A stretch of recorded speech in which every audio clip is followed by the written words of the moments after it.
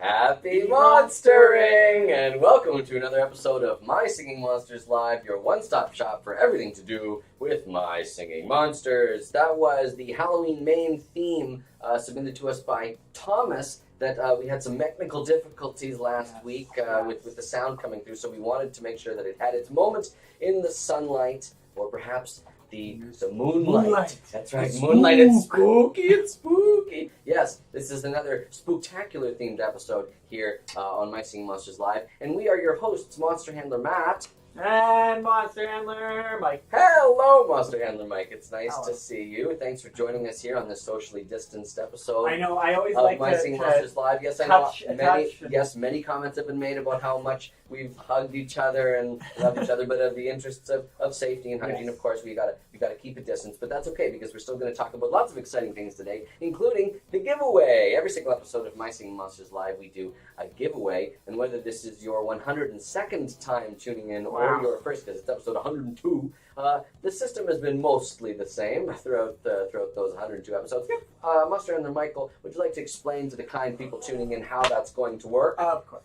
So, what you're going to do is you're going to go into the chat, you're going to type !giveaway, and then you only do it once, not twice, not thrice, and then at the end of the show, we'll choose one of those names, and then they will receive a wonderful prize that we'll tell you. Yes, we don't want to spoil that surprise just yet, but if you stay tuned, I'm sure that you'll have a clue or a few in order to decide your pick of what it's going to be. Okay, so let's take a look back on this day in Monster World history and see what else was going on. Did you know that very nearly on this day, Monster Handler Michael? Almost. I know. For the most but I have to include them because they're so relevant. Yes, of course. The Punggleton was released on this day almost. It was on October 24th, 2012. Almost 8 years ago. That's tomorrow. That's right. So tomorrow, as of tomorrow, yes, Punggleton will be a full 8 years old. Can you believe it? Wow. But you know what? Still looking good. Looks great. Looking great for its age. Also, almost on this day in 2014, one of the very first rares that was released. It's Rare Pummel. Rare Pummel, this acrobatic variant, uses its various fins like drag fins for all sorts of aerodynamic jumping and hopping around. And then just last year, actually on this day, Epic Riff was released on Air Island. I believe it was the last of the natural quads to get its epic form. Interesting. Very exciting. But you know what else is very exciting? Oh. We've got a brand new light elemental monster that joined the ranks of the monsters on Light Island. This is the Pluck Bill, of course. The Pluck Bill. What I like about Pluck Bill is that now, at least in terms of inspiration, we've got both monotremes represented in My Singing Monsters. Now, what is a monotreme, you might ask? Well, that is an egg-laying mammal, and of course, Pechidna is sort of inspired by the echidna, and now we've got Pluck Bill inspired by a platypus. Oh, it's a beautiful monster. I know that a lot of people were very excited about this one, saw it teased on loading screens and whatnot, and now it's made its big debut. But that's not the only thing that made its debut. This week, we have the glorious, the smooth operator, the jazzy Rare Souza, making its first appearance so soon after Souza made its first appearance. Weren't expecting it, were you? That's right. This has to shatter the record in terms the turnaround. Yes, exactly. The fastest that a monster has been released, and then followed by its rare form, shattering all previous records. Now, we talked about Light Island a lot. There's a lot of light things going on, but there's also quite a lot of spooky dark things going on. Because we've also got the Scared Silly promotion, in which featured spooky rare ethereals are available to buy or breed on their respective islands. That is, of course, the single element Rare Ghast and Rare Grumpire on Plant and Cold Islands, respectively, and the double element hybrids, Rare Wisp and Rare Voodoo. All four of them quite spooky customers. I was going to say, what quantifies a spooky customer? But there you have it. That's right. And additionally, you can get up to 60% off featured diamond packs this weekend among the largest diamond packs that are available, the Diamond Dumpster and the Vault of Diamonds, both with excellent savings, the Diamond Dumpster specifically, a very steep discount, so make sure to check that out. And then finally, what's also new as of a little over an hour ago, is some new limited quests on the Colosseum. You can complete the Jaw-Dropping Jam and the Made for Walking quests in order to get awesome costumes for Thumpies and Pom-Pom. This is the Augmandables costume and the Borg Booties costume. You may notice that there's a theme this week, these sort of cybernetic enhancements here. What I was going to say is I hope on this day, next year, in 2021, the futuristic year of 2021. What? Borg Booties. Borg Booties. Don't worry, it'll be there. Hopping over to Dawn of Fire, we have 50% off all Starhenge-themed decorations this weekend. Decided to give these awesome decorations some love because they were not featured during our anniversary month promotions. We had each week sort of tied in with one of the other islands, but because, of course, Starhenge sort of exists outside of that particular grouping. It's its own thing. You got to make sure they give them some love here. And love given. Exactly. And in order for you to be able to afford some of these rather pricey decorations, we've got 30 to 50% more in coin packs in Dawn of Fire, and the more you get, the better the value. Well, so ain't that great? It's a wonderful thing. It's a wonderful, wonderful thing. And that's not the only wonderful thing that we've got planned today. We've got, as per usual, a segment that we like to call Quick Questions! Quick Questions. Now, these quick questions are submitted to us by our awesome community on one of our social media channels that we're on, Facebook, Twitter, Instagram, and they include the hashtag MyStreamingMonsters, which you can see down there in red at the bottom, along the bottom there of the screen. And that's how you can let us know that you'd like us, Monster Handlers, to read your questions. To read them and to potentially answer them. And that's what we're going to do for several questions today. Monster Handler Michael, why don't you speak them aloud? Good. Hopefully we do it for all of them. Yes. Well, we'll see. This first one comes to us from Starburst Clown. What is the Pluck Bill's process of weaving its Stardust woven strings? And if it has a bill, why does it need a mouth? Starburst Clown, the Pluck Bill's process of weaving the Stardust woven strings, of course, is related to the fact that it takes furthers from its own body, combined with the Stardust that has fallen from the Aurora Monstralis, and weaves them together, not unlike the way that you can take discarded pet fur and felt it, and sort of transform it into a material that can be used for something else. With respect to why it has a bill and why does it need a mouth, well, you know, we've gotten so many questions over the years of people asking, how does it eat? Where is the mouth? This monster has a mouth, and now you're saying you don't want the mouth. You know what? We don't know how to make you happy. But you know what's nice about Pluck Bill is that I think the mouth gives it so much personality. That big smile, the big smiley face on the Pluck Bill. I don't know. I love it personally. It gets Monster Handler Matt's seal of approval.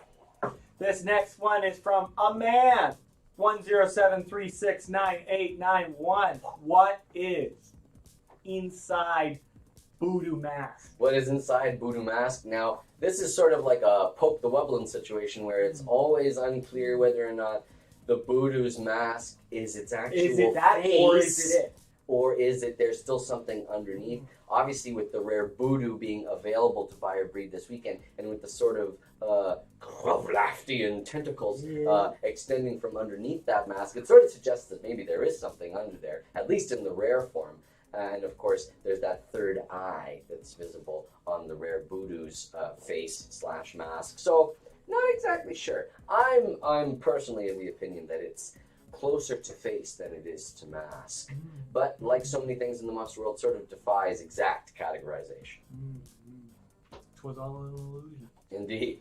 Adam N. asks us, how does Gob see? Adam, I don't think Gob sees at all. I think it's the kind of monster that relies on its other senses. Like a snake. Exactly. Snakes have eyes, though.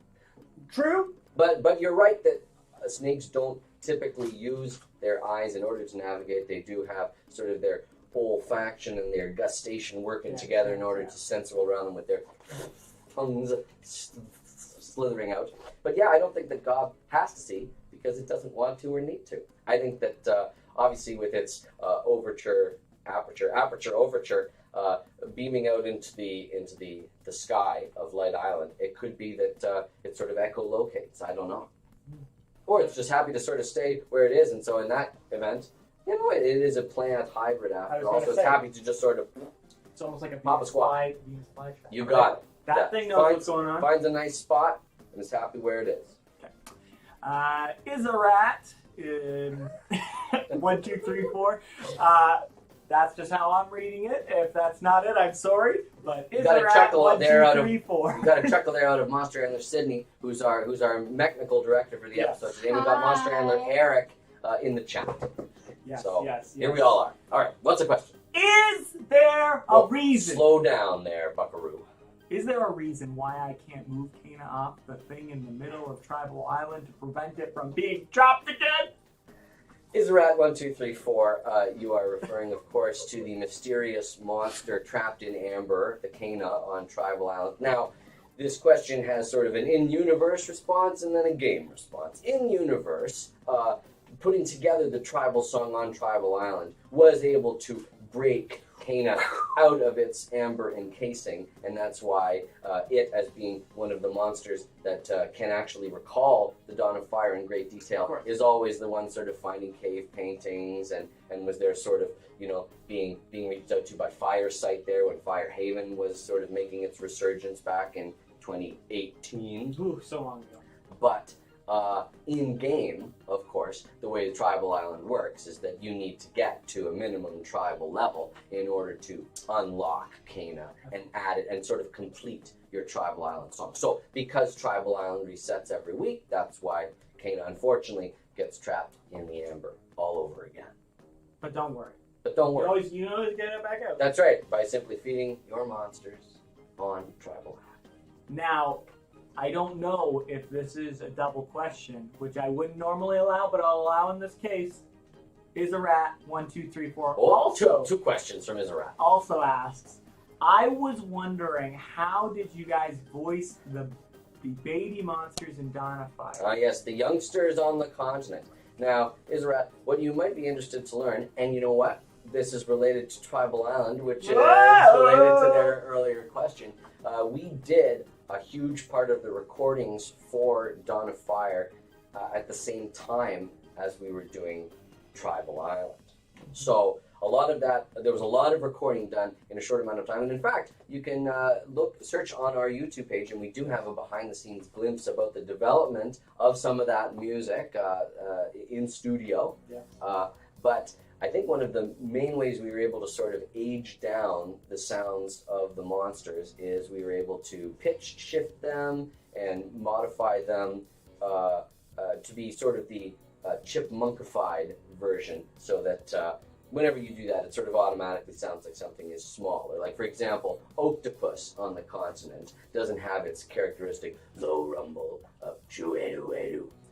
It sounds a lot higher, and that's because it, in post-production, has been manipulated and shifted in order to sound a little bit more youthful, more juvenile. You know how when they're making movies, they say it's movie magic? This is monster magic. Sound monster magic. Sound monster magic. Yes. Slimed Odemon. Slimed Odemon. Slimed O'Demon? Slimed O'Demon, maybe. Does Ruba have eyes? As a member of the Pomely. Now, we've talked about, do monsters like Flores have eyes, and it's sort of unclear under the hood there. I think earlier questions, like, for example, when Psychic Island first came out, a lot of people were curious because, of course, Ruba, having the longest flowing hair of any of the Pomely, it's sort of unclear whether or not it has eyes. I'm inclined to believe that it does, just because as a member of the Pomely... Well, I mean, you look at them all, right? Exactly. If you sort of group them all together, there's something, certain things just sort of tie it all together. Logic dictates. Yes, that's what I would say. One more question? What do you think? One more question? One more question, and then, of course, the big question. Yeah. Well, I'm trying to psych myself up for that. Speaking of psychic monsters. This last one before the big one, Cubwax asks, did the jellyfish-like critter on Mirror Water Island eat the creature in Potbelly's bowl cuttings costume to become the critter for Glubber Lagoon? No, it did not cub wax. The critter that you're describing, this sort of little, the orange figure with the face that featured prominently in our Extravaganza video just this past year, as we were sort of getting prepared to announce Bone Island back this spring. That is the whole critter. The critter does not necessarily exist on its own, except of course when it is stuffed inside the bowl cuttings costume. It's less that it has been removed from it, and more that I think it's sort of a cramped, tight fit. That's sort of the thing with jellyfish-like beings, right? You know, because being gelatinous like they are, I think it means that they're able to squeeze themselves into spaces that normally we would think impossible. Impossible. Or is it? Or. Well, it's that time, Monster Handler Matt. It's time to put it all on the line. It's time for you to be stumped this week. That's in this Stump of the Week segment. Now, in Stump of the Week, there's a very difficult question that is asked by the community, and I have to try and answer it correctly. But you know what I'm feeling good about this week, this episode 102. I got my hat on, I got my hoodie on, I'm ready. All right. What's the question? Who asked the question? From Mr. Noob. We're hoping you're not a noob. Yes. Mr. Noob 467 asks, during which Spooktacules were the normal, rare, and epic Punggletons released? So we're looking for 3 questions. I believe I'm looking for 3 answers. Years. Yes. Okay, so as I was doing the research for this episode, of course, you already said one. I already said one. So yes, the common Punggleton was released all the way back in 2012. Hopefully your math's correct. A month and a half after the game was launched worldwide for the very first time. Now, Rare Punggleton, we spoke about last episode, if I'm not mistaken. And so that one, no, don't try and mess me up here, Michael. That one came out in 2016, if I'm not mistaken. And, we haven't seen Epic Punggleton this year at all yet. But it is still a comparatively new monster, which means it can only be a little under a year old, which means that it was 2019. So 2012, 2016, 2019. You know what? You missed it by 1 year of making 369, but you are correct. I know 2012, 2016, and 2019. Congratulations, Mr. Gadget! Thank you very much, Monster and Michael, and I'd like to thank my mom and dad for their support through this challenging time. Okay, so I'm very pleased that my research paid off, and that particular body of knowledge is contained inside this brain of mine. Noodle. And you know what? To celebrate, why don't we ogle some beautiful Monsterpieces, which are beautiful works of art sent to us by the community. Once again, using hashtag MyStreamingMonsters. This one comes from Oogla-Raven, and it is a Pluck Bill. I love it. Yes, I particularly like the fact that they have highlighted its glorious mouth. Yes, this is large and in charge. Big smile. And a big smile. You know what is also cool about this one? I know some people were saying, oh, well, does this monster only have 1 foot or sort of an odd number of feet, like the Wupland Scream You, for example? But you know what? Oogla-Raven here has the right idea. This monster does, in fact, have 2 feet. Confirmed, you heard it here. Flip it. Yeah. So, well done, Oogla-Raven.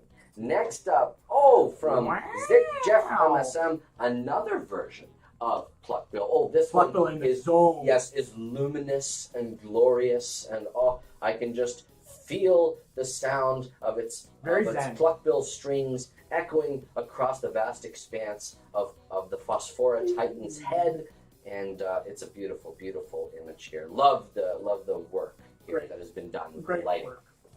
Next up, from Bambo. Bambo here has some lovely Spooktacular costumes for one of our favorite fairy elementals, Whimsies. Whimsies. Look at them all just chilling there on Fairy Island. I love it. It's a beautiful, beautiful thing. Next up, Beth R. has taken some of their singing plush toys and made some Spooktacular costumes for them. Now, that sort of looks like a pelican bill to me there on the Tweedle. I see sort of, it looks like sort of a terracotta pot. No, you know what? I think it's a Monster Handler hat. Hey! It's a Monster Handler hat there on Bogart. You can see the band. Yes. In the exact same way. You know what? Attention detail. I'm surprised I didn't notice it myself. But thank you, Monster Handler Sydney, for the assist. You're welcome. There we got Gast there, being a kitty Gast. Oh, it's a cat. I'm just kidding. It's yes. There's kitty Gast. Or is it a rat? It's a rat. 1, 2, 3, 4. And there we've got a robotic pot there for Potbelly to be sitting in. It would work perfectly with this week's limited quest themes of cybernetic enhancements with augmentables and the Borg booties. Could you perhaps give me what a Potbelly would sound like as a robot? I'll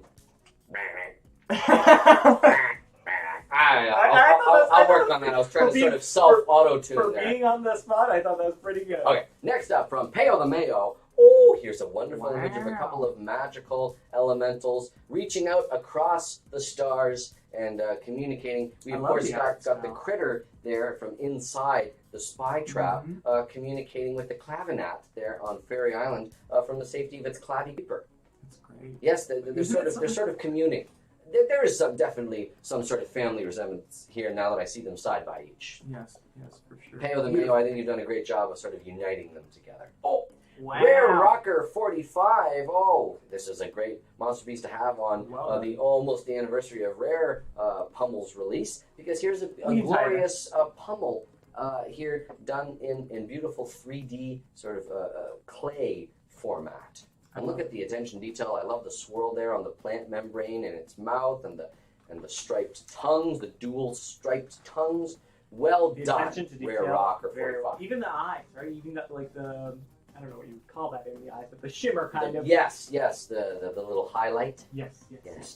And then finally from Juan, we've got here another glorious Pluck Bill. Now, I see some Pluck Bills here surrounded by those trees. Oh, I'm struggling. What is the name of this decoration?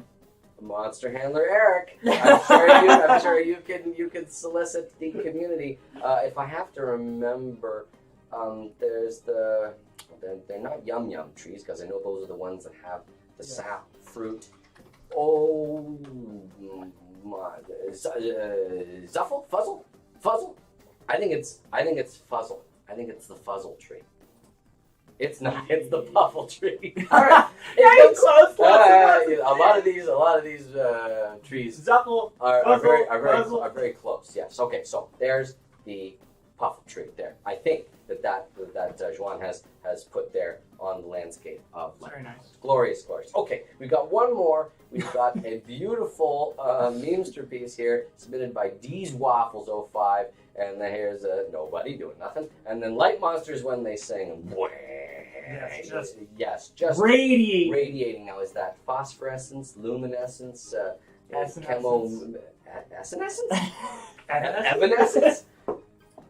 I'm happy we went to the same place. I'm not gonna sing it. Okay, so there is all of our Monsterpiece batch for today. It's like a batch of smunkins, a patch, if you will, a batch of Monsterpieces, and a patch of smunkins. Okay, that's almost everything that we've got planned for this episode of My Sing Monsters Live. Let's get to that composer piece and get it. No, Michael. Of course, we have to announce what the prize is for today's giveaway. Now, some of you may have already guessed at the fact that we like to make the giveaway item something that is brand new to the game, and above and beyond that, perhaps something that is limited time and availability, so that you can rest easy and not have to worry, like everyone else, of trying to get it inside of its window of availability. And so for this week's episode, it's a mammoth. No, it is a rare Sousa. Of course, it's a rare Sousa. Wonderful. On Light Island. And Monster Handler Sydney, are we finalizing the process of plucking the winner? Oh, okay. The winner of our rare Sousa giveaway prize for episode 102 of My Sing Monsters Live is Monster Handler Michael. Could I get a drum roll, please? It is Dice Karova. Dice Karova. Congratulations, Dice Karova. Please send us your BBB ID /friend code in the chat of this particular live stream. And if you forget to do that, well, you can also add it as a comment on the video itself. So please don't forget, Dice Karova, your BBB ID /friend code. Okay, we're almost done, and Michael, as you said, we do have one more thing to share with you today. This is a very cool, creative endeavor sent to us by one of our very talented community members. This is Cretanium. By Cretanium. So Cretanium has submitted this to us, and it is a Bone Psychic remix, and they've entitled it Osseous Omens. Osseous Omens. And it's cool because it sort of combines the bone element with some of the psychic elementals and sort of shows their skeletons as sort of the artistic side of this musical creation, which is something I've always been interested in. What's inside, right? What's the anatomy? Yes, exactly. So please enjoy this particular work of art sent to us by Cretanium, this Bone Psychic remix, Osseous Omens. Monster, I'm Michael. Thank you so much for being an excellent co-host on this episode 102 of My Singing Monsters Live. We'll see you next week. For an especially spooktacular episode on October 30th. Same time as usual. We'll see you then. Enjoy Osseous Omens, and until next time, happy monstering!